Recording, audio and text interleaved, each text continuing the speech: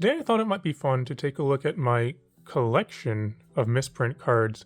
By collection, what I mean is that I don't really actively seek these out, but if I find them in cards that I already own, I'll set them aside, and that's what you can see here.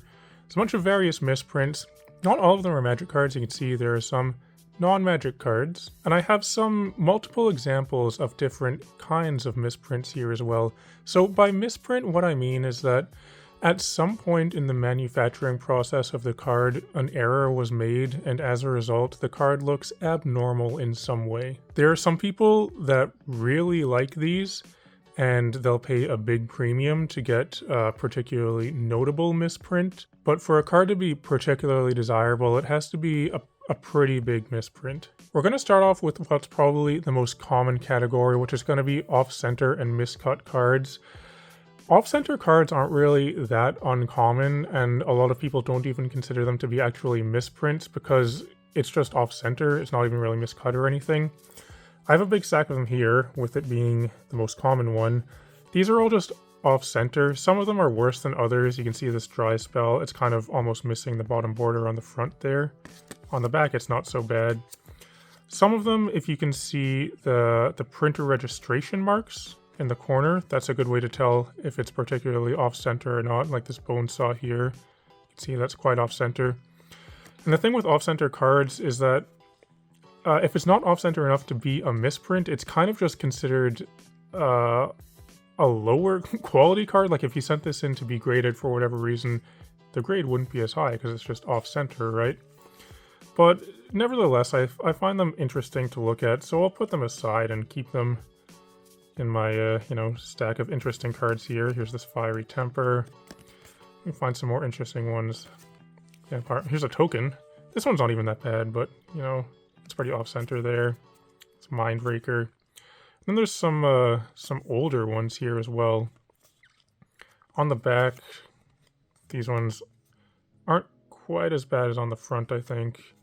So, as I said, these ones, I don't even really consider these to be misprints, but they're just off-centered. However, these ones over here, these ones are kind of bordering between miscut and off-centered. For it to be a true miscut misprint, basically what you're looking for is the card to be so miscut that you can see part of another card on the card.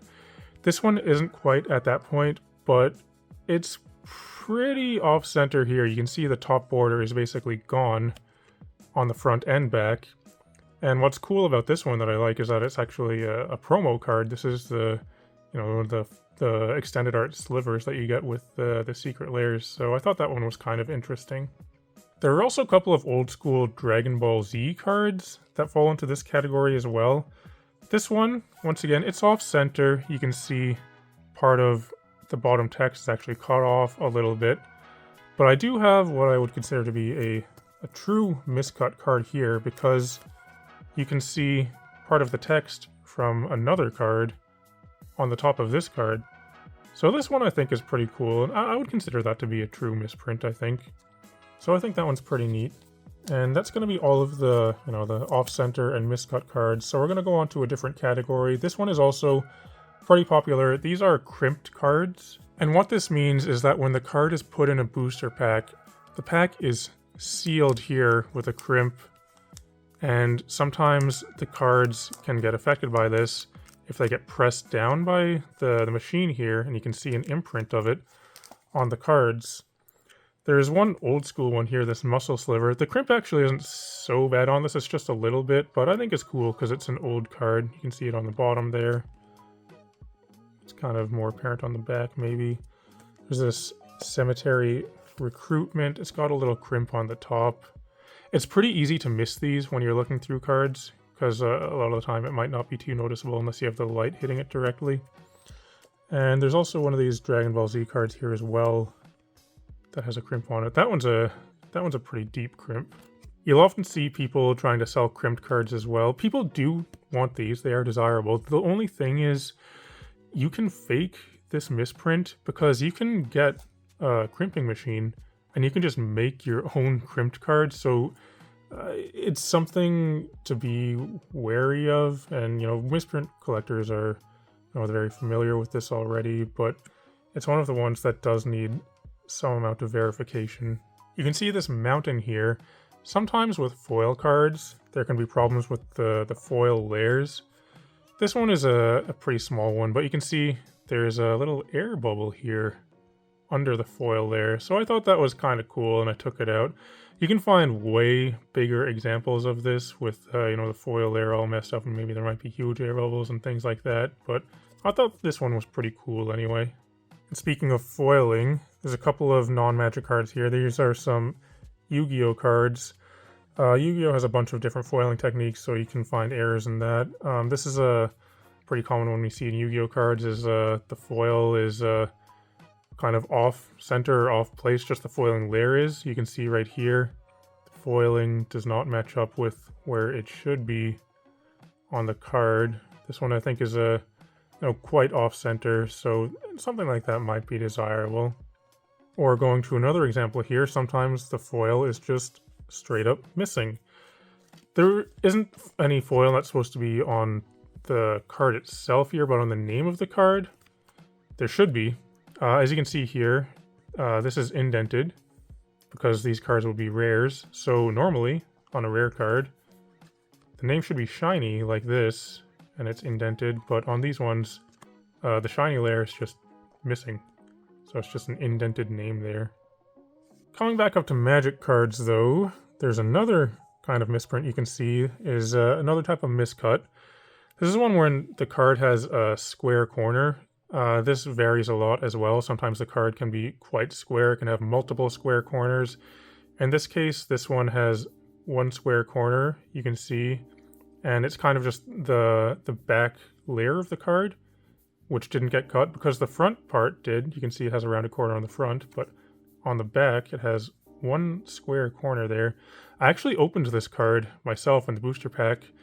You can see the video, which I opened it in. It was one of my older ones when I was just opening a few packs of Commander Legends. I found this card in the pack, so I set it aside because it was, you know, something unique. I figured I'd hold on to it.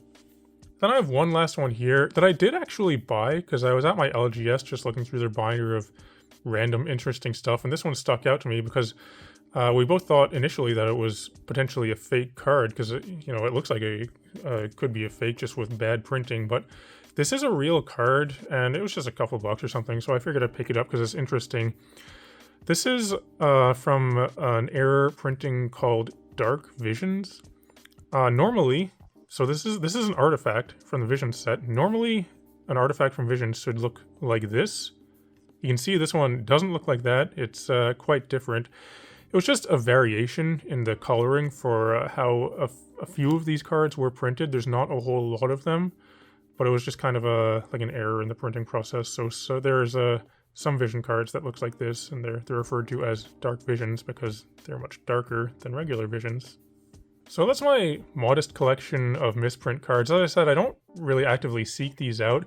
I have actually tried to sell or trade these in the past, but sometimes it can be kind of difficult to find exactly the right person who's looking for any type of particular misprint. Because, you know, with regular Magic cards, you just look online, you find the price, and that's the price. But for this, the price of these is basically whatever someone is willing to pay for it, and you have to find somebody who wants it first as well. But as far as misprints go, you can get way more extreme examples than what I have here. Like, you can find cards where it's, you know, literally half of a card and half of another card, or the entire foil layer is messed up or something like that. Another one you see frequently is issues with this hollow foil stamp. Sometimes it can be in the wrong place or something, or part of it's missing.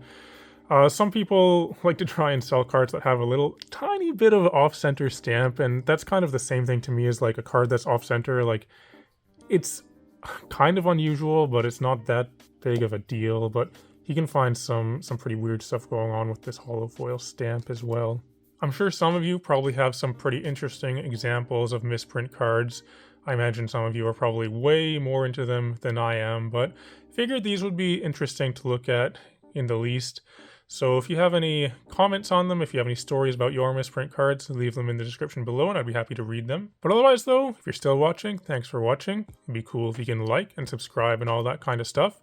I'd encourage everyone to come join my Discord server. You can find a link to that in the video description below. Also, if you'd like to purchase any Magic cards, you can get those by going to face2facegames.com. They're a sponsor of the channel. They're the largest Magic store in Canada. And if you use code 8thplaceDave at the checkout, you can save 5% on your order. I'd also like to thank all the patrons who support me on Patreon. But otherwise, thanks for watching, and I'll talk to you later.